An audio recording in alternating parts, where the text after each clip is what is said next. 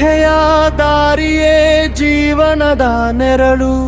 ಯಾವ ಶ್ರದ್ಧೆ ಅನ್ಫ ಬದುಕು ಫಲವು. ಸತ್ವರಜ ತಮಸ್ಸಿನ ಬಣ್ಣದಲ್ಲಿ ಮನವ ಕಟ್ಟುವ ಶ್ರದ್ಧೆಯ ರಹಸ್ಯವ ಹೇಳುವೆ ಕೃಷ್ಣ. ಮಾನವನು ಶ್ರದ್ಧೆಯ ರೂಪವೇ ಅಯ್ಯ. ಯಾವುದರ ಮೇಲೆ ನಂಬಿಕೆ ಇಡುವನೋ ಅವನೇ ಆಗುವನು. ಆಹಾರ ಯಜ್ಞ ತಪದಾನದಲ್ಲಿಯೂ ಶ್ರದ್ಧೆಯ ಗುಣವೇ ದಿಕ್ಕು ತೋರಿಸುವುದು.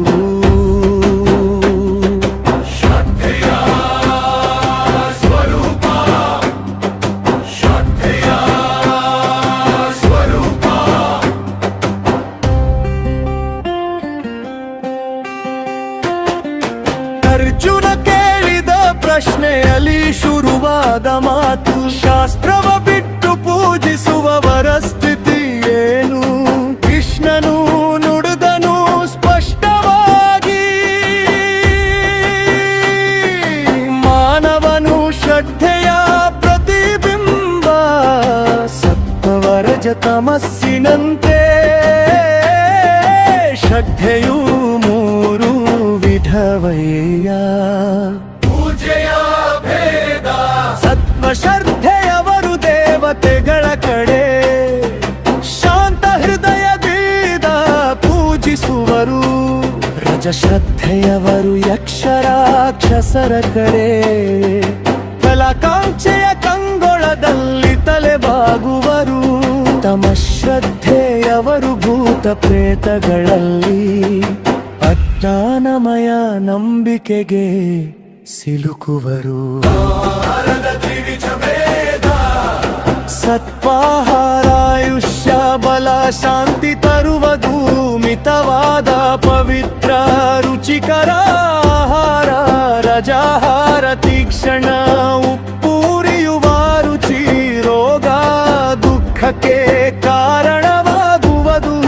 ತಮಾಹಾರ ಹಾಳಾದ ದುರ್ಗಂಧಿತ ಮನ ದೇವ ಕತ್ತಲಿಗೊಯ್ಯುವುದು. ಫಲ ಬಯಸದೆ ಶಾಸ್ತ್ರೋಕ್ತವಾಗಿ ನಡೆಸಿದ ಯಜ್ಞ ಸತ್ವಯತ್ನ. ಗರ್ವ ಪ್ರದರ್ಶನ ಫಲಕಾಮನೆಯಿಂದ ಮಾಡಿದ ದೂರ ಜಯಜ್ಗೋ. ಶ್ರದ್ಧೆ ಮಂತ್ರವಿಲ್ಲದ ಅನ್ನದಾನವಿಲ್ಲದ ಕೀರ್ತ್ಯ. ಅದು ತಮಯಜ್ವವೆಂದು ಕೃಷ್ಣನು ಹೇಳಿದನು.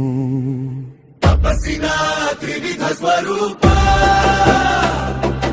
ದೇಹದ ತಪ ಶುದ್ಧತೆ, ಗುರು ಸೇವೆ ಅಹಿಂಸೆ. ವಾಕ್ತಪ ಸತ್ಯ ಮೃದುವಾದ ಮಾತು. ಮನೋತಪ ಶಾಂತಿ ಮೌನ ಆತ್ಮ ನಿಗ್ರಹ. ಫಲಾಸೆ ಇಲ್ಲದೆ ಮಾಡಿದ ತಪ ಸತ್ತ ತಪವೆಂದು ಕರೆಯುವರು. ಪ್ರತಿಷ್ಠೆಗಾಗಿ ಮಾಡಿದ ತಪ ರಜಸ ಸ್ವಯಂಹಾನಿಯ ತಪ ತಮಸ. ದಾನದ ಭೇದ.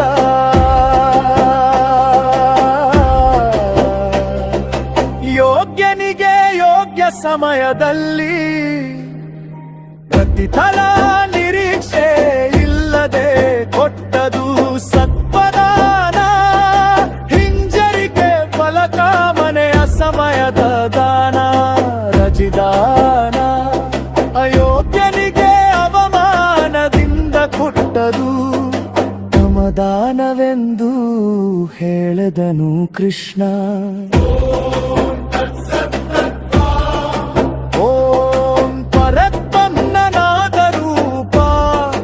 ಅತಿಯದೆ ಪರಮ ಸತ್ಯ ಸತ್ ಸತ್ಪ್ರವೃತ್ತಿಯ ಚಿಹ್ನೆ. ಯಜ್ಞ ತಪದಾನಗಳ ಆರಂಭದಲ್ಲಿ ಮಂತ್ರವ ನೆನೆದರೆ ಕೃತ್ಯ ಸಾತ್ವಿಕವಾಗುತ್ತದೆ.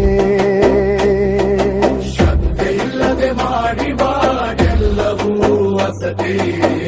ಪ್ರಯೋಜಕ ಶ್ರದ್ಧೆಯ ಶುದ್ಧತೆ ಧರ್ಮದ ಬೇರು ಶಾಸ್ತ್ರದ ದೀಪವೇ ಬದುಕಿನ ದಾಳಿ ಕೃಷ್ಣನ ವಾಕ್ಯ ಹೃದಯದಲ್ಲಿ ನೆಲೆಸಿ ಶ್ರದ್ಧೆಯ ರೂಪವ ಶುದ್ಧಗೊಳಿಸಲಿ ಸತ್ವ ಶ್ರದ್ಧೆಯಲ್ಲಿ